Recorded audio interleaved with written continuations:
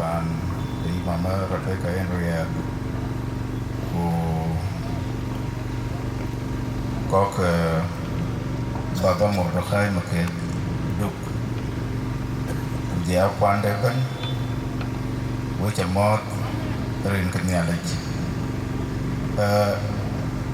ô coi bọn này khó là ở trên cái gì đó thôi với bà là về ở chắc có khó lắm hiện giờ mà mới đi giờ lên nhân cái gì cái chọc mà trên nhà lấy của chị chọc thì bạn đang muốn theo bát bạn nhìn thấy của bạn cái team cái celebration cái chia mà chia năng phải gặp được trong cái này khi anh coi cái niệm mát coi chỉ được coi là một cái chỉ để tiếng emแล้วบุคคลจะดุงบุคคลเป็นไว้จะเดินบุคคลเชียงปิ่นเดินวันฉันมาเรียกแต่บรานชิดมันบอกว่ามาเกิดติดกันนั่นเป็นดูดเปียวเป็นเล็กเกินโดนเลยเนี่ยลิโก้โดนจริงๆจากคนเดินเดียน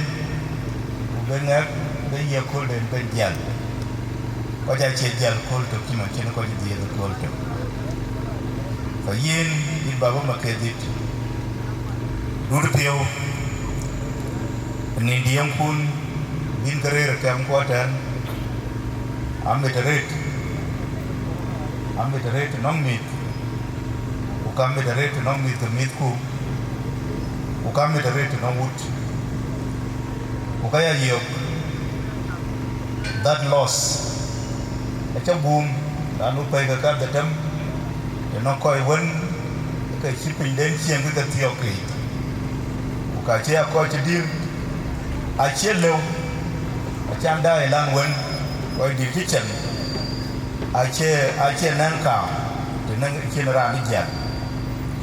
của nãy trên nhà đi chim mục phải ai chia đợt đâm chia mà nè cái chân cái đợt chấp ba cái nhà là bị chia vào tuổi và quê bàn đó na bo ba ben men long dunit